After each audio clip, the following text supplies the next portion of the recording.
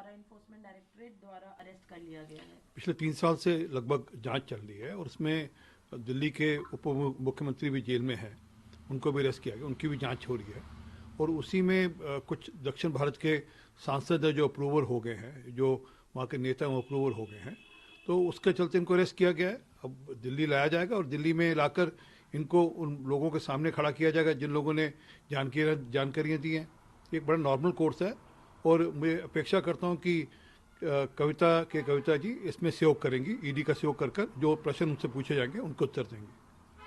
Session court of Rouse Avenue court ने refuse किया है स्टे करने के लिए समन जो इशू किया गया था दिल्ली सीएम अरविंद केजरीवाल पे on the basis of complaints filed by enforcement. देखिए, दिल्ली के मुख्यमंत्री जांच से भाग रहे हैं, हर बार नया बहाना ढूंढते हैं, हर बार कोई नया तरकीब ढूंढते हैं, कानूनी पेंच ढूंढते हैं, पर अंतगतवा तो उनको भी ईडी के उत्तर देने ही पड़ेंगे।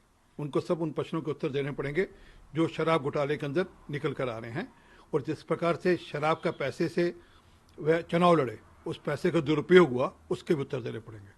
दिल्ली मिनिस्टर सौरभ भारद्वाज ने कहा है कि क्यों बीजेपी नहीं डिक्लेयर कर रही है कि किस कंपनी ने कितने पैसे इलेक्टोरल, क्यों सुप्रीम कोर्ट को एसबीआई या ईसीआई पे प्रेशर बनाना पड़ रहा है इंफॉर्मेशन लेने के लिए। कानून के अंतर्गत जो कानून पास हुआ था पार्लियामेंट के माध्यम से, उसमें यह तय किया गया था कि उनकी जानकारियां नहीं दी जाएंगी, परंतु अगर आप कोर्ट चाहता है तो इलेक्शन कमीशन ने वो जानकारियां दे दी हैं और क्योंकि मामला कोर्ट का तत्वाधान में है तो जो कोर्ट फैसला करेगा वो सब पे मान्य होगा।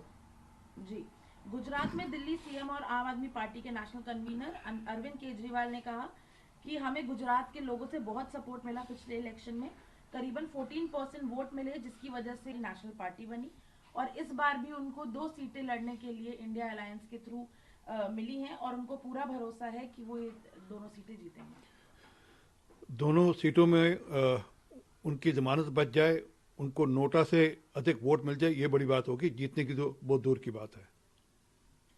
केजरीवाल जी ने कहा है रिफ्यूजीज को लेके कि 20 पाकिस्तानी और उन्होंने कहा है, उनकी ऑडेसिटी को क्वेश्चन किया है कि ये कैसे प्रोटेस्ट कर रहे हैं। वह प्रताड़ित सिख और प्रताड़ित हिंदुओं को टारगेट कर रहे हैं।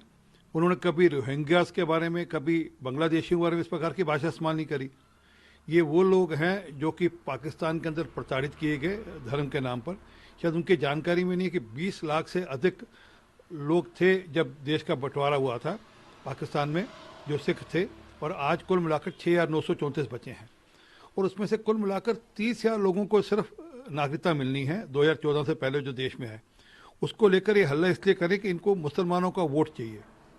लास्ट क्वेश्चन सर, इंडिया ने यूएस के सीए कमेंट पे बोला है no lectures from those with limited understanding and also have said कि it is an integral matter of India. Bharat का अंदरूनी मामला है सीए, और सीए कोई भारत के लोगों पर कोई कुठाराघात नहीं है, ना भारत के जो नागरिक है उनका इस विषय से कुछ लेना देना नहीं।